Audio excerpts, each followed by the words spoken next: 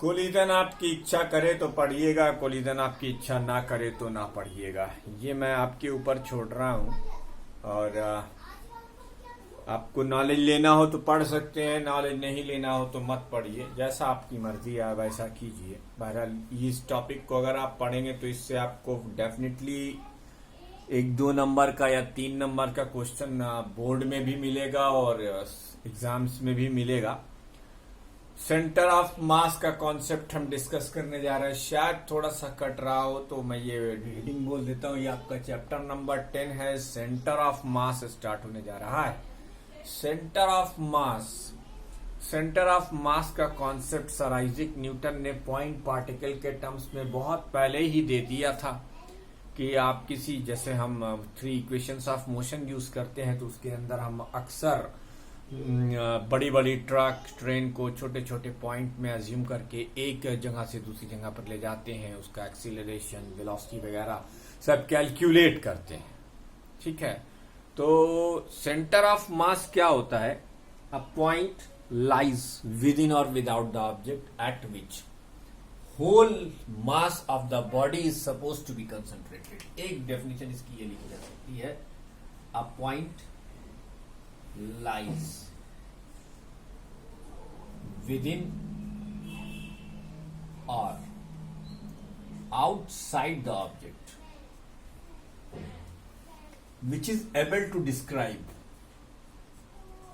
which is able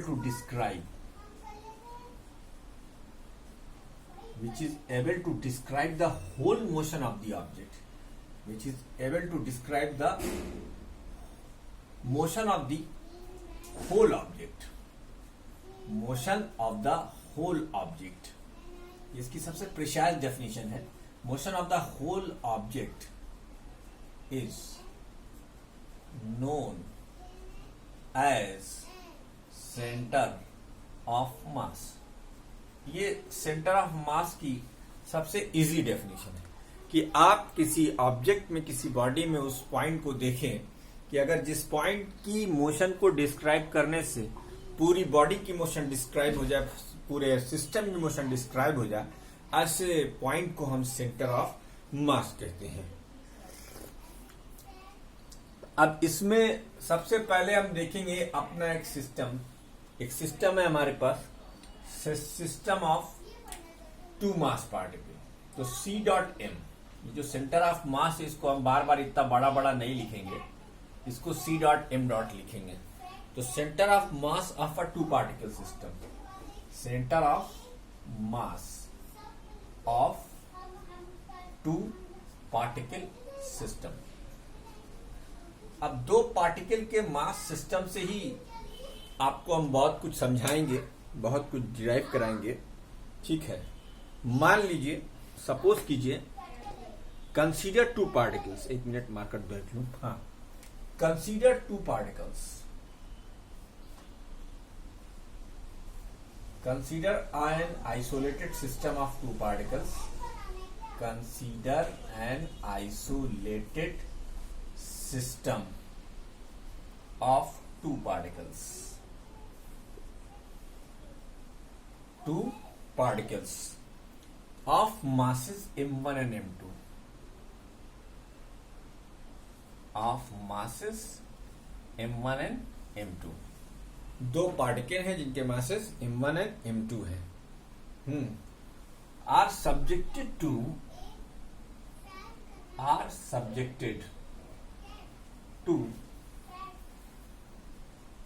and external forces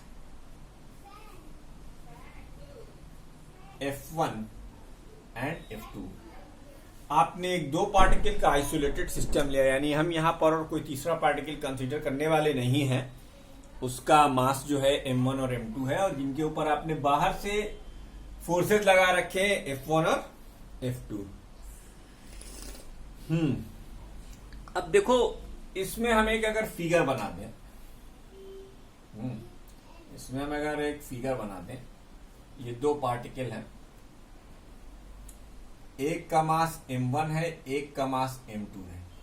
एक पर हमने एक फोर्स F1 लगाया है, चलो इधर से एक फोर्स हम F2 लगा देंगे। बेटा इसे कैंसिल नहीं करेंगे, लेकिन M1 M2 की वजह से एक अट्रैक्टिव फोर्स एक्सपीरियंस करेगा, ये होगा फोर्स ऑन F12, और M2 M1 की वजह से एक अट्रैक्टिव फोर्स एक्सपीरियंस करेगा, ये होगा फोर्स ऑन 2 ड्यू टू 1। तो ये दो फोर्स लग गए। F1 आपने M1 पर एक्सटर्नली लगाया है, F2 आपने M2 पर एक्सटर्नली लगाया है, और क्योंकि ये दोनों मासेस पार्टिकल हैं तो मासेस की वजह से इनके बीच में एक म्यूचुअल ग्रेविटेशनल अट्रैक्शन का फोर्स होगा। वो इसके बाद का टॉपिक है डिस्कशन का, हम आपके साथ डिस्कस करेंगे। तो ये दो फोर्सेस लग रहे हैं। अच्छा, अब ये दो फोर्सेस लग रहे हैं, तो अब भाई जब फोर्सेस लग रहे हैं तो फोर्सेस का अल्टीमेट इफेक्ट क्या होता है? फोर्सेस का अल्टीमेट इफेक्ट होता है चेंज इन मोमेंटम। तो by Newton second law, by Newton second law of motion, Newton का सेकेंड लॉ ऑफ मोशन ये कहता है कि the rate of change of momentum of M1, the rate of change of momentum of F1, अरे M1, the rate of change of momentum of M1, यानी dP1 upon dt, ये F net के बराबर होगा। डायग्राम आपको suggest करता है कि M1 पर लगने वाला दोनों फोर्स, एक तो ये है F1 और दूसरा फोर्स है F21, ठीक है बेटे, F12, ये दो फोर्सेस आपके लग रहे हैं। अब सिमिलरली क्या लिखोगे? सिमिलरली अगर आप बाय न्यूटन सिमिलरली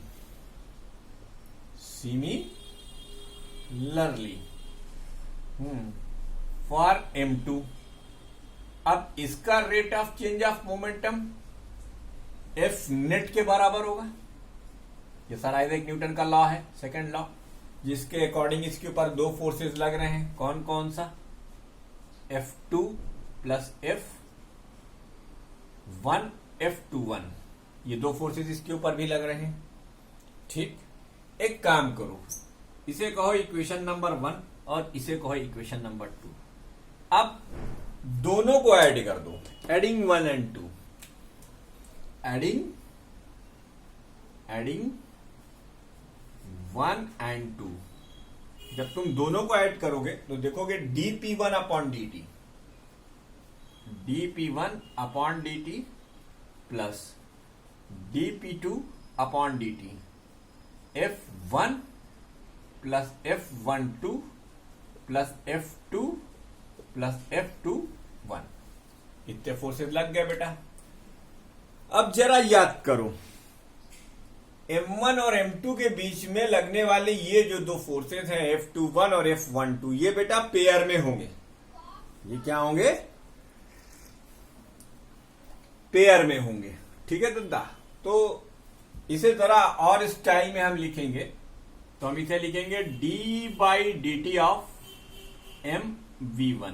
बेटा ये मोमेंटम का फार्मूला हो गया, d/dt of mv2, M1 v1 और M2 v2, यहां जहां v1 और v2 क्या है? वेलोसिटीज है। अच्छा, ये हो गया F1 plus F2 plus, vector का साइन लगाए रहो, अभी काम आएगा हमारे, F21 प्लस F12। बाबू ये 0 हो जाएगा, क्योंकि ये अपोजिट डायरेक्शन के आइडेंटिकल फोर्स हैं, तो सर आइजैक न्यूटन कहते हैं कि ये 0 के बराबर हो जाएगा। ठीक, as F21 and F12 are internal forces, as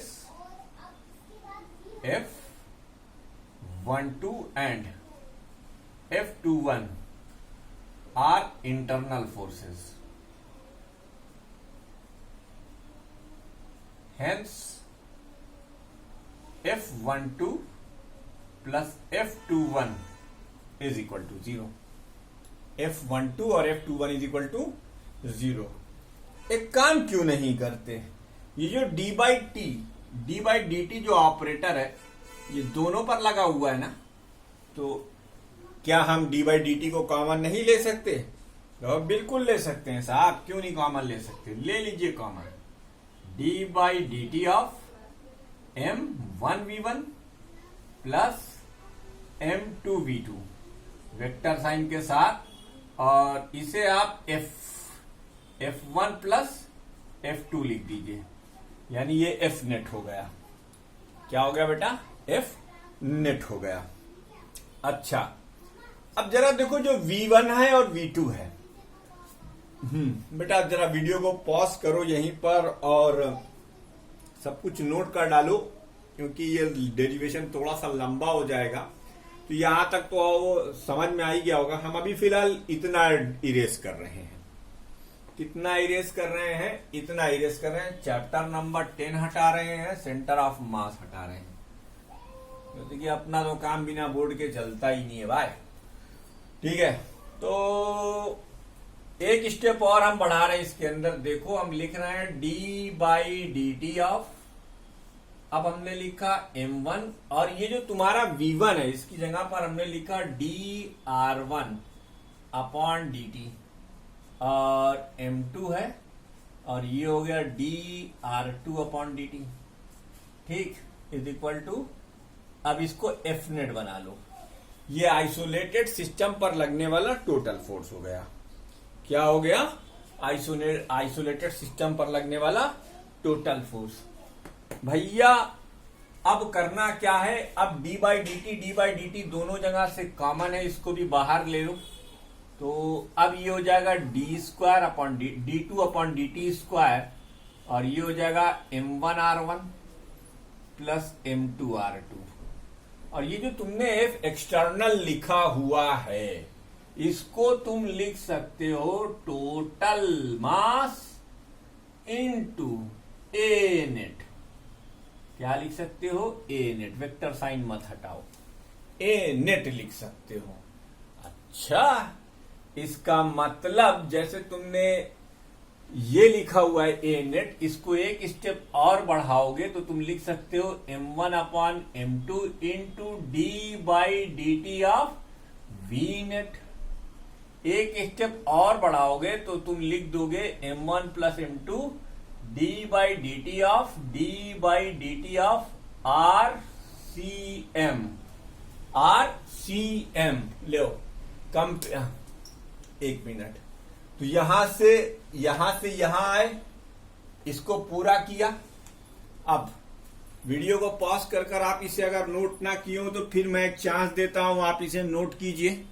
जब आप इसे नोट कर चुकेंगे तो आपको, अब हम ये इरेज कर रहे हैं, ये वाला पोर्शन इरेज कर रहे हैं, क्योंकि अब हम उसके नीचे से यहां आएंगे। क्या लिखा है वो वहां पर हमने लिखा हुआ है, ये जो हमारा स्टेप है टी बना रहा हूं ताकि आपको समझ में आ जाए। हमें लिखना है D square upon d t square M1R1 plus M2R2, ये एक ब्रैकेट में यहां लिखा M1 प्लस M2, यानी ये नेट मास था सिस्टम का, और ये सिस्टम का नेट एक्सीलरेशन, वो डिफरेंशिएशन हुआ वेलोसिटी का, वो सेकंड डिफरेंशिएशन हुआ एक स्पेसिफिक टर्म का। वो स्पेसिफिक टर्म क्या है मैं आपको अभी बताता हूं। D square upon d t square, इसे हम RCM लिख रहे हैं। बेटा जैसे इधर लिखा हुआ है आप ऐसे इधर भी लिख दो, d square upon d t square M1R1 plus M2R2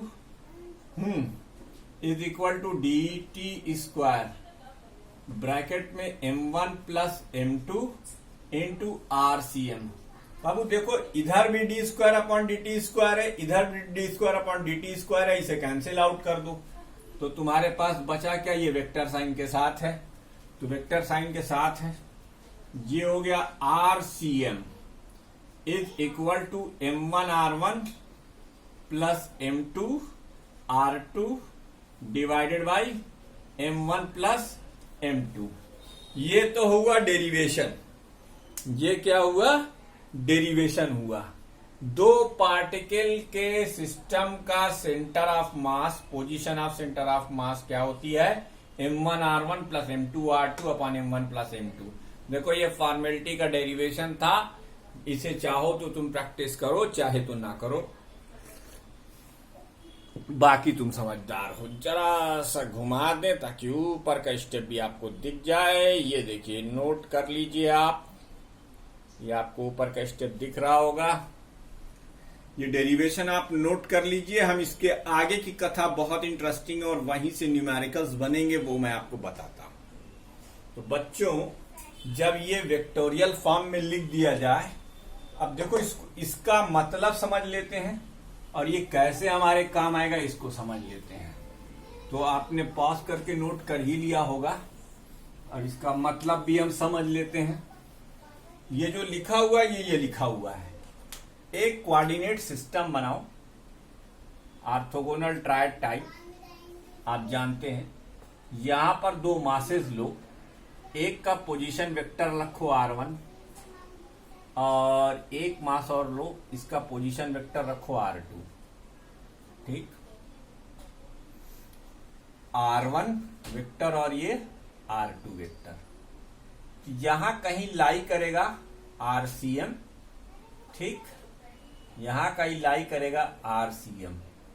अब देखो, क्योंकि ये वेक्टर टर्मिनोलॉजी है तो तुम जानते हो कि वेक्टर के मिनिमम एक और मैक्सिमम 3 कंपोनेंट्स हो सकते हैं। तो अब ये फार्मूला 3 उसमें डिवाइड होगा। ये RCM का सिंगल फार्मूला 3 उसमें जाएगा। एक होगा XCM। XCM की वैल्यू होगी m1x1 plus m2x2 upon m1 plus m2।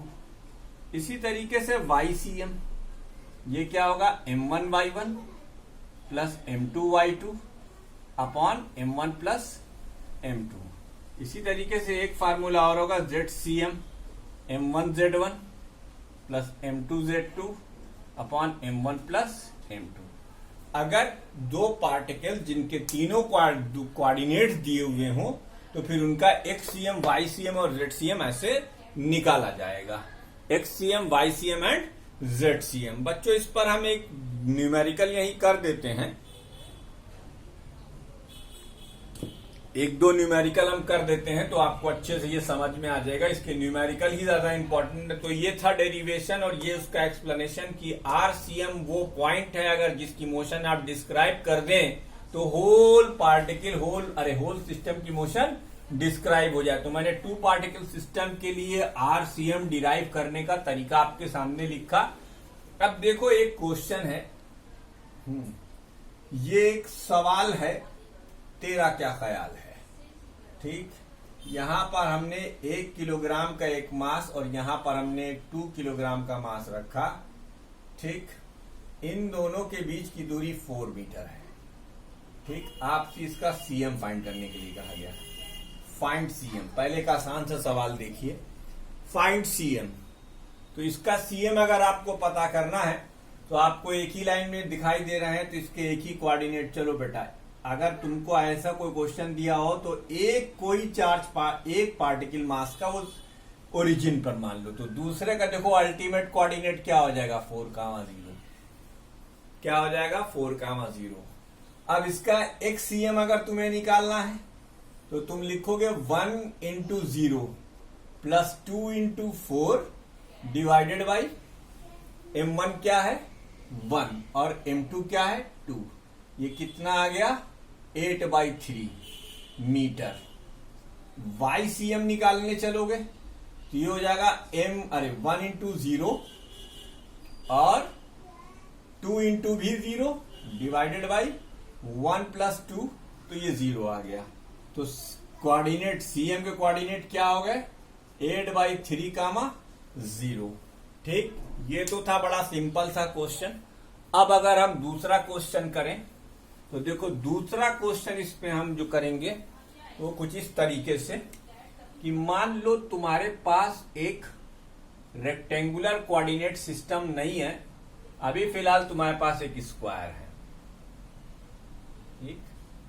इस स्क्वायर के चार कोनों पर चार मासेस M1, M और M रखे हुए हैं और तुमको इसकी साइड सिर्फ गिवन है, वो है A।